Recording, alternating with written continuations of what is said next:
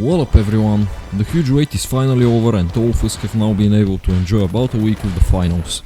And if you are obsessed with improving at games like me, I suppose you have also been trying as hard as you can to learn all of its intricacies, both by experiencing it and playing it by yourself, and through guides about movement, game sense, using a particular build, etc. And while some of those guides are legitimately great, so great in fact that I would even leave a few decent ones in the description for you to check out after you are done with this one, today I'm gonna give you a couple of advanced tips that I saw nobody else talk about. Literally no one. That's right, in this video I'm going to cover a few small tips that I feel like literally everyone left out. And I really believe that as the game progresses and the skill ceiling keeps rising, these things will get even more important. So if you want to have an edge over your opponents, keep watching this video and maybe take notes. Also, now is a good time to point out that this right here isn't a beginner guide. This information should only be a small addition to your already decent arsenal of knowledge about the game. The tips I'm about to give you also apply to any build. Regardless if you are playing light, medium or heavy, you will benefit from this to one extent or another, as long as you put some of your own thought into what I'm saying and are willing to practice it in the long term. And on that note, if you have any questions or want to discuss anything, please leave me a comment after you're done watching. Anyway, without further ado, let's get into it. Tip number 1. Learn zip movement. Alright, let's begin with something that will make our movement demons. Ziplines have insane outplay potential, regardless if you are talking about the ones that are all over the map or the medium classes deployable zipline gadget. Similar to Apex Legends, they can also be used to a great extent both offensively to make you a faster and predictable target in a fight, and defensively to quickly maneuver and be unpredictable and hard to shoot at when running away from someone. Let's simplify it a bit. The way I look at a zipline is just interact here for instant momentum. The thing is, you have to learn how to conserve that momentum and actually use it. There are lots of things you can do from there, like jumping off with a lot of speed and height, or changing directions quickly while on the zipline to become really hard to hit. Zipline mechanics in this game are literally so interesting, and people are barely discovering the stuff you can do with it. So keep up with this stuff, you have a firing range for a reason. Practice and experiment, try to learn new techniques as early as they get found and implement them in your games as much as you can. Ziplines are literally a tool, use it. I'm sure at this point literally everyone has made their advanced movement guides, but I've seen very little being said about how to actually use ziplines to not only reposition but also in a fight. So I'm thinking of making my own more detailed video about that at some point. If you wanna see it, please let me know. Also, let me just give you a quick bonus tip right here about those ziplines from Soul that go up to the cranes.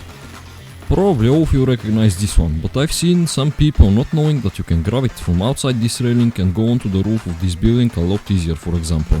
Just a quick extra thing for you to benefit from in case you didn't know. Alright, now let's move on to one of the core mechanics that make the finals stand out: destruction. And the thing is, I feel like I often don't see it utilized to a high enough level even in high rank lobbies. This will apply especially for you if you're playing medium or heavy, because you have access to stuff like explosion mines, gas mines, the RPG and overall a lot more gadgets that can destroy cover and deny area. In the first guide in the description by Thixie there is an excellent explanation on how to set up your mines for defending a cash out, and especially for the heavy players how to use the RPG and charge and swam ability as well. I would really recommend you watch that whole video after you're done with this one.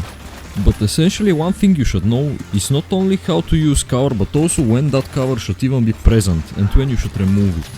For example, on Skyway Stadium a cash out often spawns in the small hut next to the big house you see on the screen. When defending there, a lot of times I would want the walls or roof of that to be destroyed so I can look at and hold the cash out from inside the big house or from its roof, or even better if there is suspended structure above it. I won't be just sitting inside the hut like I've seen many less experienced players do. Instead I can shoot safely from my distance and duck into cover. The team that's taking the cash out will have to either come and try and take me out first or split up, in which case my team is at an advantage. Of course, team play and staying together is really important. From there I would imagine them put up a dome shield and still try to steal it. Say I'm playing light, I'm just gonna throw in a glitch grenade, so I remove their dome and utility, and then I can come in very quickly and stun the one that's stealing, maybe get a kill if I'm lucky and dash away. And that's how we secure this cash out. In other words, find more creative ways to utilize blowing stuff up so you create more advantageous environments for yourself. Or you can also learn how to blow other people up more effectively.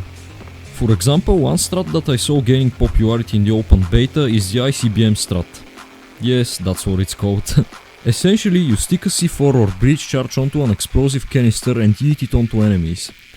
It may sound like a joke, but seriously get used to this stuff before they get nerfed. It's a literal one shot to anything, even heavies if you pull it off right. Another extra tip you may not know is that you can throw an explosive canister and then briefly pick it up again mid-air. You will see its fuse you start, and now you can hold it for 1 or 2 seconds and throw it again. You can use this to get more consistent at throwing explosive canisters so they actually explode into people's faces or desired structures instead of just flying away and exploding elsewhere like they often do. Anyway, in conclusion, get better at using explosions. Now that we've made you a mechanical demon that also knows how to alter the map to their advantage, let's level up your game sense even more. What I'm going to go over now is a bit controversial, so strap on. I truly believe that you should be practicing and trying to get good at playing all 3 builds, light, medium and heavy. I know all of you got mains, but switching it up and playing all 3 builds and learning different playstyles will only benefit you in so many positive ways.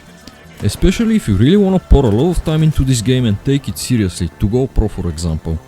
Legitimately, it's going to improve your knowledge of the game tremendously. Like, imagine if you know how to play everything. You would also know how to play against everything, right? So give up that one trick maining light, medium, whatever bullshit and be as flexible as you can be.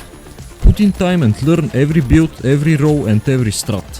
After a while you will legit be like a chess grandmaster, predicting your enemy's every move. You will know exactly what they need to do to be effective on their row and what they are looking for to win a fight against what your team and everyone else is playing. And you use that to be unpredictable and play to your strengths and to their weaknesses. Again, this will take a lot of time and dedication, but if you are serious about the finals, I'm just saying, take every opportunity to learn and improve at everything in it. Alright, now that you got the team fighting part perfected as well, we've left maybe the most important one for last.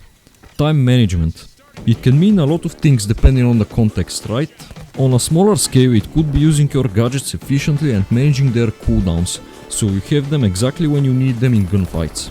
Or on a far bigger scale, it could be regarding your whole match. When do you push the vault, what routes on the map do you take to get to certain places, how long do you take to set up for defending a cash out, how long do you fight before disengaging and starting to play on the defensive. But in general, time management is such an important skill in games like the finals, where a literal second could fully change the outcome of your match. For example, do you get the last cash out or you don't, before the timer runs out and you get knocked out of the tournament. I get that all of this may sound overwhelming, but that's because time management is such an important fundamental skill, like aiming, and I want you to start thinking more and more about it during your games. A common example of this I can give you is, oh, do I have enough time to push the cash out that's already in progress, or should I just go for the other vote? I can technically get to the cash out much faster, but is it worth it for me to take a far riskier fight there instead of at the vote? Will I have enough time to even finish this fight and steal the cash out? The best way to improve game sense related skills like this is through VOD reviewing, and I can't stress this enough. Back in the day when I played a lot of Apex, I was watching back my ranked games all the time. The thing is, you are making a lot more mistakes than you think, and the only way to notice them is by watching your games back. You're gonna have so many instances where you'll be like, oh, I could have done this differently. I was mispositioned, I should have waited more before pushing, etc.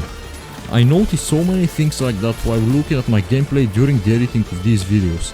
And I'm really thinking of making a whole separate video on that topic, because I have so much to talk about, and I wanna show you and analyze specific clips to give actual and clear examples and let you learn as well from my own mistakes. So once again, if you are really passionate about the finals, VOD review. And I don't mean that you should watch a full recording of your whole gaming session, but maybe look at fights you think you should have won, or times when you got wiped and lost a cash out on the last second, stuff like that.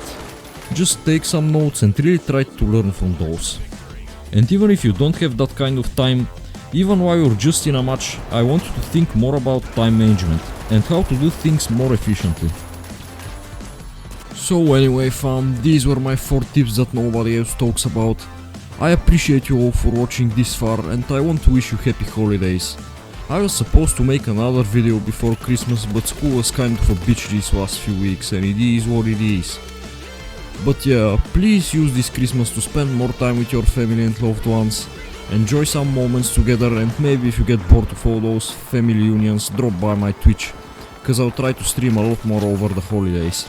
I've actually made it my New Year's resolution to become more consistent with my streams. But anyway, thanks again for watching till the end, and I guess I'll see you next time.